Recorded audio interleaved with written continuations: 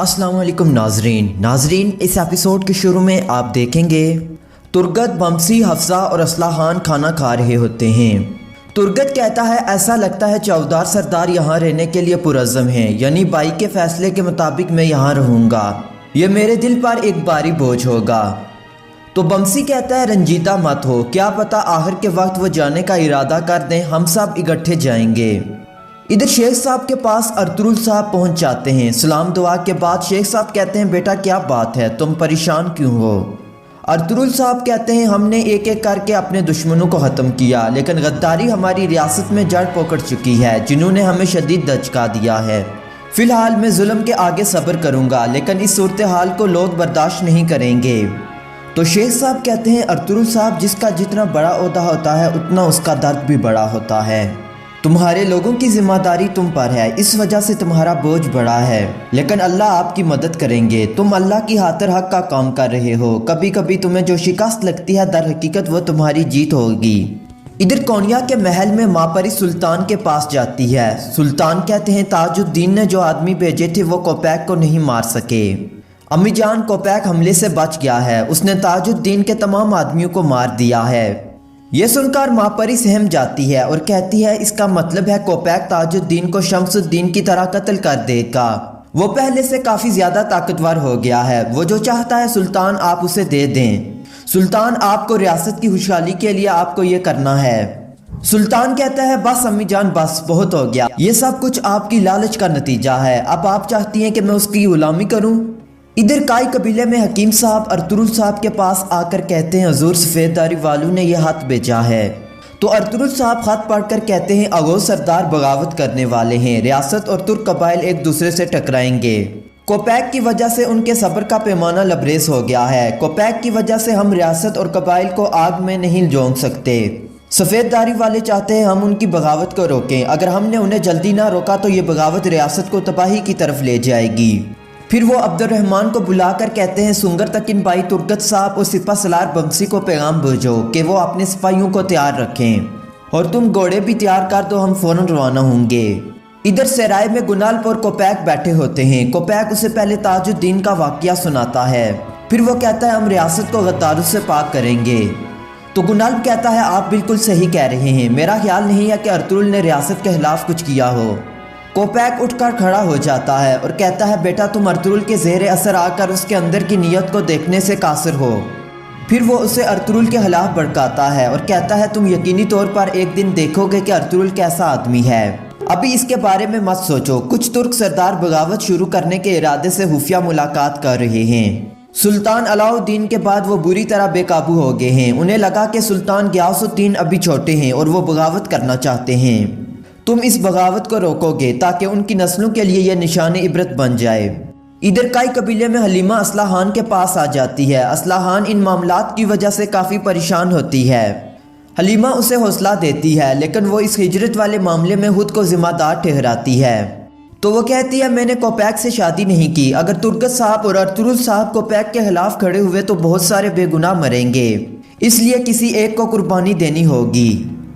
इधर अर्तुरुल साहब अपने सिपाहियों के साथ रवाना हो जाते हैं, सब घोड़े धराते हुए जा रहे होते हैं। इधर हेमे में असला खान तीर कमान लेकर तैयार हो जाती है और अताक में आकर अपना परचम चूमती है। फिर वो अपने भाई अलियार की हाल देखती है जब वो शहीद हुए थे और कहती है भाई मैं आपके कबीले को टुकड़े नहीं होने दूंगी, मैंने ये कसम खाई है। अब सादुद्दीन कोपैक के खिलाफ जवाबी कार्रवाई करने का वक्त आ गया है, कोपैक तुम्हारी मौत मेरे हाथों में है, ये कहकर असला खान निकल जाती है। इधर अर्तुरुल साहब मुसलसल घोड़ों पर सवार होते हैं। उसी दौरान आइतमश अपने सिपाहियों के साथ आकर अर्तुरुल साहब का रास्ता रोक लेता है और कहता है अर्तुरुल साहब मैं आपको नहीं जाने दूंगा। तो अर्तुरुल साहब कहते हैं यकीनन तुम कोपैक के कुत्ते हो, तुमने यह गुस्ताखी उससे सीखी है। तो आइतमश कहता है अर्तुरुल साहब अपने अल्फाज पर गौर करें, मैं रियासत का सिपाही हूँ, अगर आपने रियासत के सिपाहियों के खिलाफ तलवार निकाली तो आप इसकी कीमत चुकाएंगे। तो अर्तुरुल साहब अपनी तलवार निकालकर अपने सिपाहियों को कहते हैं नौजवानों तुमने इसकी बात सुनी, कोई भी अपनी तलवार नहीं निकालेगा। फिर वो सब लातों और गुस्सों से उनको मारना शुरू हो जाते हैं, उन्हें काफ़ी मारते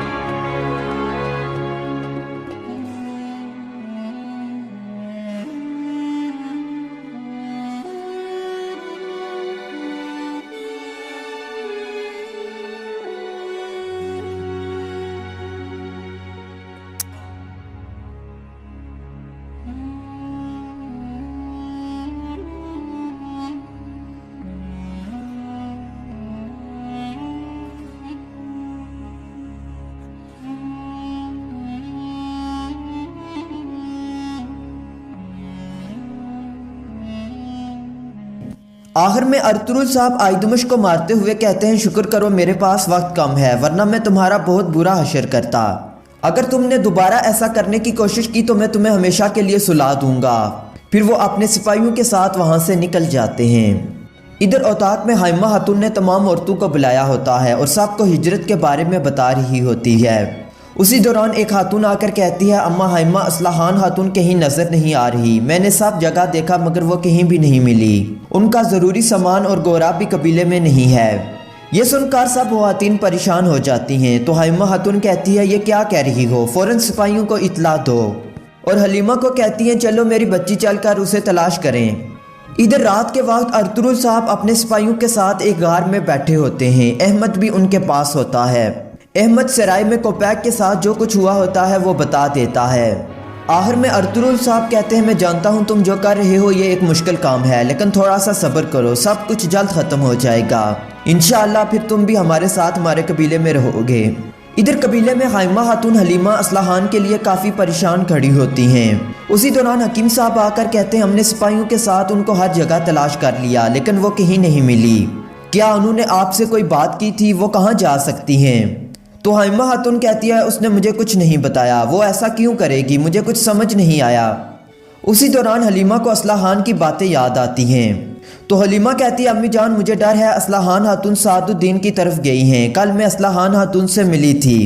अमीर सादुद्दीन ने जो भी किया वो उसका जिम्मेदार खुद को ठहराती हैं। उसने कहा था एक बंदे को कुर्बान होना पड़ेगा, बाकी लोगों की जान बचाने के लिए वो अमीर सादुद्दीन को मारने के लिए गई है। ये सुनकर सब हैरान रह जाते हैं। तो हकीम साहब कहते हैं, ठीक है, मैं आपकी इजाज़त से सिपाहियों को कोनिया के रास्ते पर भेजता हूँ, वो जल्द ही असलाहान को तलाश कर लेंगे, आप लोग परेशान न हों। हकीम साहब ये कहकर हेमे से चले जाते हैं। हलीमा और हाइमा खातून असलाहान को लेकर काफ़ी परेशान खड़ी होती हैं। नाजरीन, यहाँ पर यह एपिसोड ख़त्म हो जाती है। अगर आपको हमारी वीडियो अच्छी लगी तो वीडियो को लाइक कर दें, चैनल को सब्सक्राइब और कमेंट बॉक्स में अपनी राय ज़रूर दें।